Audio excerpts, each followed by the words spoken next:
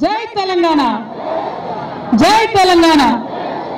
ఇక్కడ నుండి మిమ్మల్ని అందరినీ చూస్తూ ఉంటే కంటికి కనపడినంత మేరకు కూడా ఒక గులాబీ తోటలాగా ఉంది. ఇది జనమా, ప్రభంజనమా, గులాబీ సునామీ అని అర్థం కాకుండా ఉన్నది. ఇంత పెద్ద ఎత్తున నిజామాబాద్ 9 నియోజకవర్గాల నుండి తరలి వచ్చినటువంటి ముద్దుబిడ్డలందరికీ కూడా పేరు పేరున నా నమస్కారాలు తెలియజేస్తా ఉన్నాను. మరీ ముఖ్యంగా రాణి రుద్రమదేవికి వారసులైనటువంటి, చాకలి ఐలమ్మకు వారసులైనటువంటి తరలి వచ్చినటువంటి మా ఆడబిడ్డలందరికీ కూడా ప్రత్యేకంగా వందనాలు తెలియజేస్తా ఉన్నాను. ఇవాళ ఎన్నికలు వచ్చినటువంటి సందర్భం, మరి ప్రతి సందర్భంలో గౌరవ ముఖ్యమంత్రి గారికి, మన ఉద్యమ నాయకుడు కేసీఆర్ గారికి నిజామాబాద్ జిల్లా అండగా నిలబడినటువంటి విషయం నాకంటే ఎక్కువ మీ అందరికీ తెలిసిందే. అది ఎన్నికల ఉద్యమమా ఇంకొకట అని కాకుండా నిజామాబాద్ అంటేనే తెలంగాణకు కంచుకోట, నిజామాబాద్ అంటేనే తెలంగాణ రాష్ట్ర సమితికి కంచుకోటగా ఉన్నటువంటి సందర్భం. మరి అటువంటి సందర్భంలో ఇప్పుడు వచ్చినటువంటి ఎన్నికల్లో మరి మలిదశ ప్రచారంలో మొట్టమొదట నిజామాబాద్ ని ఎన్నుకోవడం గౌరవ ముఖ్యమంత్రి వర్యులకు మన జిల్లా ప్రజాప్రతినిధుల తరఫున, జిల్లా ప్రజల తరఫున నేను వారికి కృతజ్ఞతలు తెలియజేస్తా ఉన్నాను. అదేవిధంగా ఇక్కడికి వచ్చినటువంటి మన నిజామాబాద్ ముద్దుబిడ్డలందరికీ కూడా ఒకే ఒక విజ్ఞప్తి చేస్తా ఉన్నాను. 4 ఏళ్ల కింద మన నిజామాబాద్ ఎట్లున్నది, ఇప్పుడు మన నిజామాబాద్ ఎట్లున్నది. ఆనాడు కామారెడ్డి ప్రత్యేక జిల్లా కావాలని ఎన్నో సంవత్సరాల నుంచి కోరుకున్నారు. కానీ తెలంగాణ వచ్చినాక ఎవరు ధర్నా చేయలే, దరఖాస్తు పెట్టలే. కేసీఆర్ గారు ఆలోచన చేసి కామారెడ్డి కొత్త జిల్లాగా ప్రకటన చేశారని మీ అందరికీ కూడా ఈ సందర్భంగా తెలియజేస్తా ఉన్నాం. అంతేకాదు ఉమ్మడి నిజామాబాద్ జిల్లాలో 12 మండలాలు, 3 రెవెన్యూ డివిజన్లు, మన తండాలో మన రాజ్యం అని చెప్పి గిరిజన సోదరుల ఆత్మగౌరవాన్ని నిలబెట్టే విధంగా 365 గ్రామ పంచాయతీలను కొత్త వాటిని చేయడం అంటే అది మామూలు విషయం కాదు. ఒక్క చిన్న పరిపాలనా పరమైనటువంటి సంస్కరణ తెచ్చుకోవాలంటే ఇదివరకు ఉద్యమాలు చేసేటటువంటి పరిస్థితి ఉండే. కానీ మన రాష్ట్రం కాబట్టి, మన జిల్లాలు కాబట్టి ప్రభుత్వం ఇచ్చేటటువంటి ఫలాలు ప్రతి ఒక్కరికి అందాలంటే ఈ సంస్కరణలు అవసరమని చెప్పి కేసీఆర్ గారు వీటన్నిటిని కూడా చేపట్టడం జరిగింది. దాంతో పాటు మరి కొత్త మున్సిపాలిటీలను కూడా మనం ఇక్కడ ఏర్పాటు చేసుకోవడం జరిగింది. మీ అందరికీ తెలుసు, ఇవాళ నిజామాబాద్ జిల్లా అంటేనే రైతన్నల జిల్లా, నిజామాబాద్ జిల్లా అంటేనే యావత్ తెలంగాణలో కూడా ఆదర్శవంతమైనటువంటి వ్యవసాయం చేసేటటువంటి జిల్లాగా మన వైపు చూసేటటువంటి పరిస్థితి. అది మన అంకాపూర, మన అంసాపూర, ఇంకోట అని కాదు. వ్యవసాయం అంటేనే తెలంగాణ అంతా నిజామాబాద్ వైపు చూస్తుంది.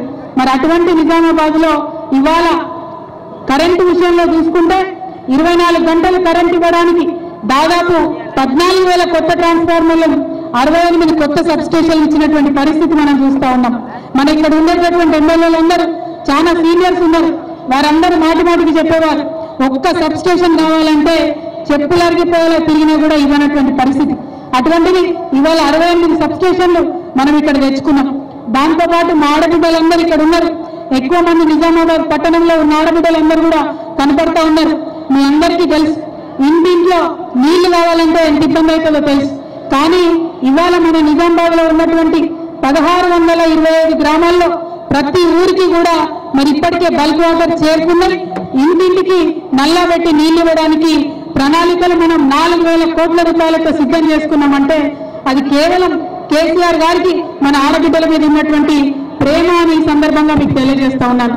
దాంతో పాటు మన పెన్షన్ల విషయం చూసుకుంటే మన ఉమ్మడి నిజామాబాద్ జిల్లాలో 4,22,000 మందికి ప్రతి నెల 44 కోట్ల రూపాయలు, అంటే ఒక్క సంవత్సరానికి 530 కోట్ల రూపాయలతోని పెన్షన్ ఇస్తున్నటువంటి సందర్భం. ఇక మా ఆడబిడ్డలు ఇదివరకు నేను రాను బిడ్డో సర్కారు దవాఖాన కన్నా ఆడబిడ్డలు ఇవాళ సర్కారు దవాఖానలకు పోయి అక్కడ ప్రసవం అవ్వడానికి ఎటువంటి ఇబ్బంది పడతలేదు. మరి దానికి నిదర్శనం ఏంటంటే, దాని తార్కాణం ఏంటంటే 1,05,000 కేసీఆర్ కిట్లను ఇప్పటికే మనం ఈ జిల్లాలో పంపిణీ చేసుకోవడం జరిగింది. ఇంకా కూడా చాలా మంది పెండింగ్ లో ఉన్నాయి.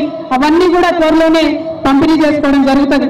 దాంతో పాటు మనం అనుకున్నట్టుగా గొర్రెలు, జీవాలు ఇదివరకు ఎవరు పట్టించుకోలేదు.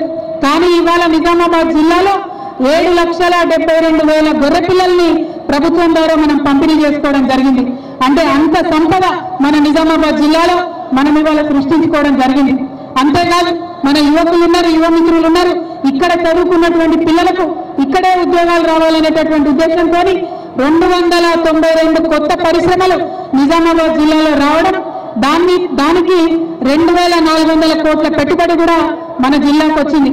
వచ్చినటువంటి పరిశ్రమల వల్ల దాదాపుగా 12,000 కొత్త ఉద్యోగాల కల్పన మన జిల్లాలో జరిగింది. అంతేకాదు మరి సాఫ్ట్వేర్ జాబ్ అంటే హైదరాబాద్ పోవాలి, బెంగళూరు పోవాలి, ఢిల్లీ పోవాలి కాకుండా నిజామాబాద్ లోనే సాఫ్ట్వేర్ జాబ్స్ వచ్చే విధంగా ఐటీ హబ్ ను కూడా 35 కోట్ల రూపాయలతోని మనం ఇక్కడ ఏర్పాటు చేసుకోవడం జరిగింది. మరి ఇవాళ రైతన్నల విషయానికి వస్తే అది కాళేశ్వరం ప్రాజెక్టు, అదేవిధంగా ఎస్ఆర్ఎస్పి ఫ్లడ్ ఫ్లో కెనాల్ పునరుజ్జీవనం ప్రాజెక్టుతోని ఇప్పటికే ఉన్నటువంటి 2,70,000 ఎకరాలను మనం స్థిరీకరణ చేసుకున్నాం. కొత్తగా 4 లక్షల ఆయకట్టు కూడా నీళ్లు ఇచ్చుకోబోతా ఉన్నాం. అంతేకాదు రైతు బంధు పథకంలో దాదాపు 4,78,000 మంది రైతన్నలకు 399 కోట్ల రూపాయలు ఇచ్చుకున్నాం. మరి ఒకటి కాదు, రెండు కాదు, చెప్పుకుంటూ పోతే చెప్తే రామాయణం అంతా చదివితే భారతం అంతా అన్నట్టుగా అన్ని పథకాలు మనకు ఉన్నాయి. ఒకటే ఒక విషయం ఇవాళ మనందరం కూడా ఆలోచించుకోవాలి. ఇక్కడికి కదిలి వచ్చిన గులాబీ దండనంతా కూడా నేను కోరేది ఒకటే, మనకి ఈ విషయాలన్నీ తెలుసు, కానీ రేపటి నుండి ఈ విషయాల్ని మన గ్రామాల్లో మన పట్టణాల్లో ఆ ప్రజల దగ్గర చర్చ పెట్టాల్సినటువంటి బాధ్యత మనకున్నది. ఇవాళ ప్రజలందరికీ మనం ఒకటే ఒక విషయం చెప్పాలి, మంచి కార్యక్రమాలు, మంచి పథకాలు, మంచి స్కీములు ఇచ్చే సర్కార్ కావాలంటే కారు కోటేయాలి, టీఆర్ఎస్ కోటేయాలి, కేసీఆర్ కోటేయాలి. అదే అవినీతిమయమైన సర్కార్ కావాలంటే, స్కాములు ఉన్న సర్కార్ కావాలంటే ఇంకో పార్టీ కోటేయాలి. ఆ విషయాన్ని దయచేసి ప్రతి ఒక్కరు కూడా మన గ్రామాల్లో చర్చ పెట్టవలసిందిగా నేను విజ్ఞప్తి చేస్తా ఉన్నాను. ఇక్కడ చాలా మంది మన మైనారిటీ అన్న చెల్లెలు అక్క తమ్ముళ్ళు ఉన్నారు, వాళ్ళందరికీ కూడా నేను మనస్ఫూర్తిగా నమస్కారం చేస్తా ఉన్నాను. आज आप सबको मालूम है कि कांग्रेस पार्टी, टीडीपी पार्टी इतने सालों से हुकूमत में रहे हैं।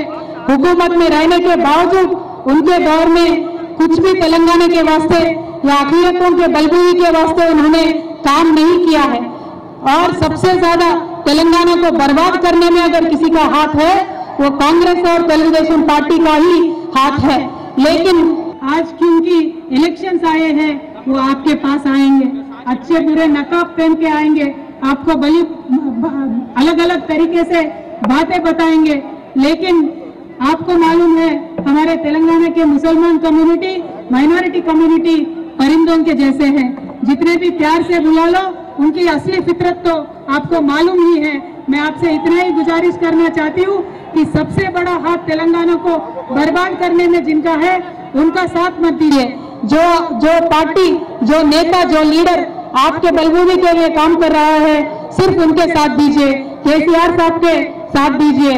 आपको तो मालूम ही है जुबान सबका होता है, लेकिन कोई बकवास करता है और कोई बात करता है। केसीआर साहब बात करते हैं और सिर्फ हमारे मुसलमान कम्युनिटी के बलबूते के लिए बात करते हैं। तो मैं आपसे इतना ही गुजारिश करना चाहती हूँ कि जबरदस्ती दिलों पे कोई कब्जा नहीं कर सकता है।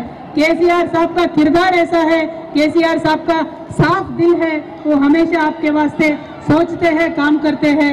इसीलिए मेरा आपसे अदबन गुजारिश है, इस आने वाले चुनाव में कार के निशानी को वोट दीजिए, केसीआर साहब को वोट दीजिए। निजामाबाद के पूरे जिले में हमारे सारे एमएलए कैंडिडेट्स को जिताइए। निजामाबाद 2014లో ఒక చరిత్ర సృష్టించింది. మనం 9కి 9 ఇక్కడ సీట్లను కూడా గెలవడం జరిగింది. మొత్తం తెలంగాణలో